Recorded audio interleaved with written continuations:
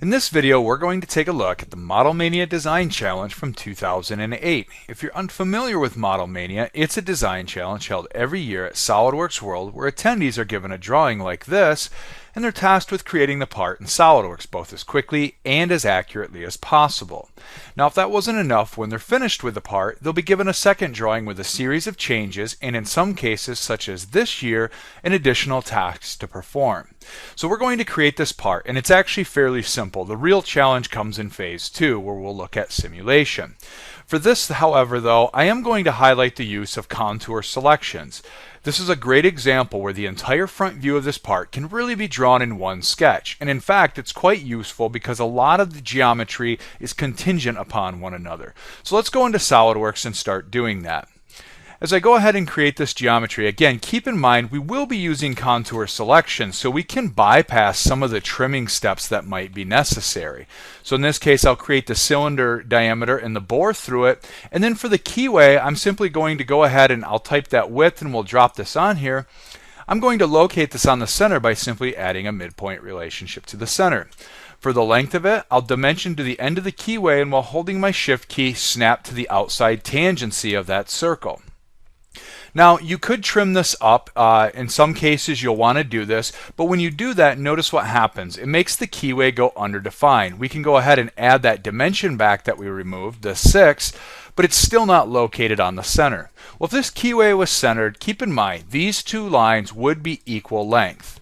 Likewise, another way to capture that would be to make these two endpoints vertical to one another. Finally, you can go ahead and also add a center line to the midpoint of this line and make the center line horizontal. There is one last way you can do this, however, without any construction geometry. You can right mouse click on this line and choose to select its midpoint, and then while holding the control key, select the origin and make them horizontal to one another. So as you can see, there's several ways to accomplish that task, and that's a very common task inside of SOLIDWORKS.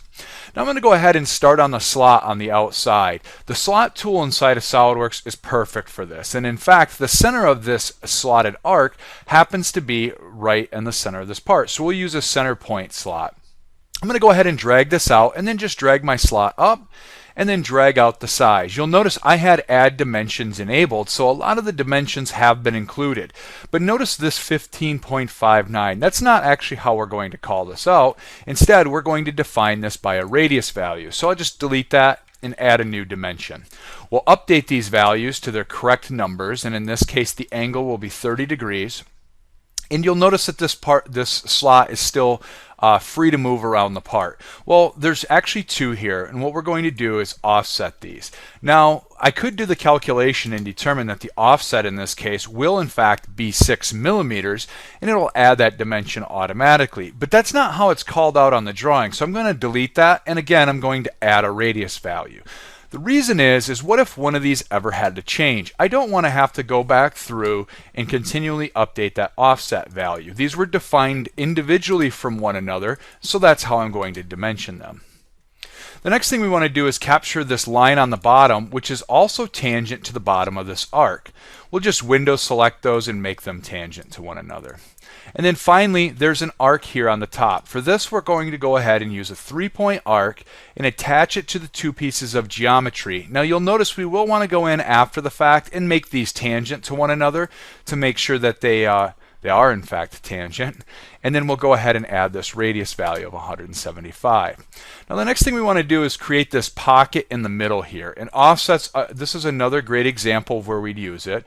We will want to reverse the direction to go to the inside, but notice I'm going to leave off this circle. And the reason I'm going to do that is I'm going to show another way to dimension to arcs. So I'm going to drag these back, and I'm going to create this tangent arc that goes from the bottom here to this line here. Now you'll notice when I go to create it, they're obviously not tangent. Well, SOLIDWORKS actually presents you with the ability to add a relationship between the entity you just sketched and the entity you attached it to. In this case, tangent to one another. So that'll save you a few steps and not having to go back and add it later. Well, we mentioned previously the ability to hold down the shift key to dimension to the outside of an arc. Well, it actually works from the inside to the inside as well. In that case, I just simply held down shift while I selected both of those arcs to capture that 6 millimeter offset between them. The last thing I'm going to go ahead and do is trim off some of these extra pieces of geometry just to clean the sketch up a bit.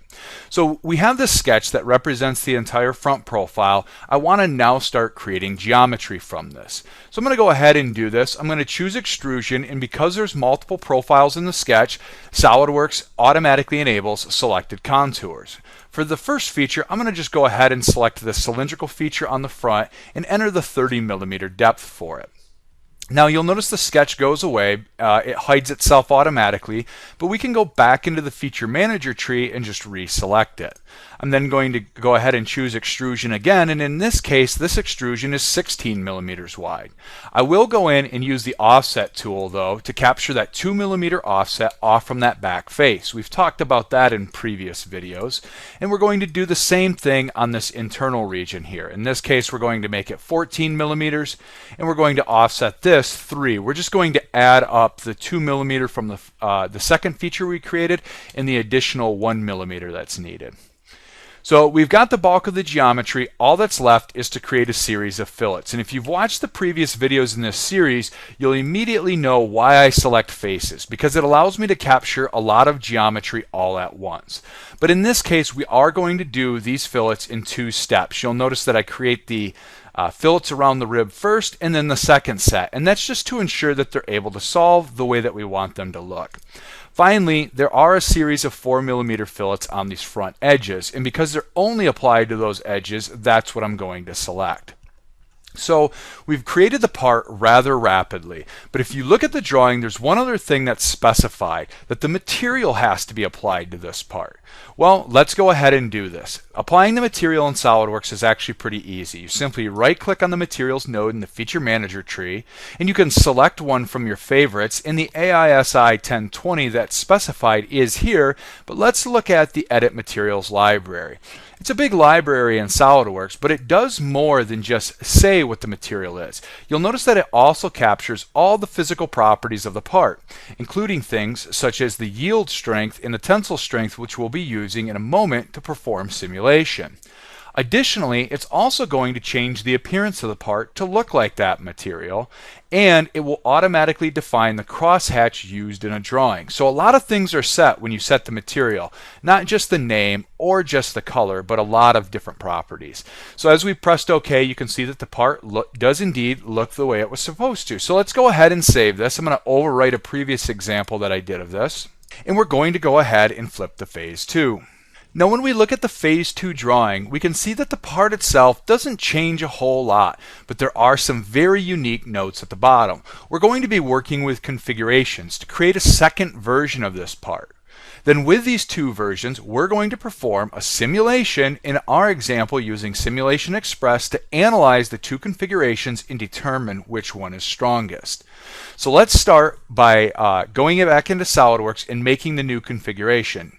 We're going to go to the Configuration Manager and simply right-click and choose to add a new one and give it a name. In this case, we're going to go ahead and call this Phase 2 and simply press Enter. We want to keep the appearance that we did before, so I'll choose No there.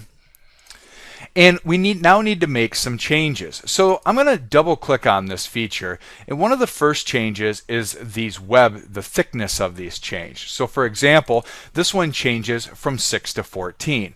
Now you might think just update the value and hit enter, and this new configuration's updated. But be careful. When you do that, you'll notice that I've actually changed it in both configurations of the part.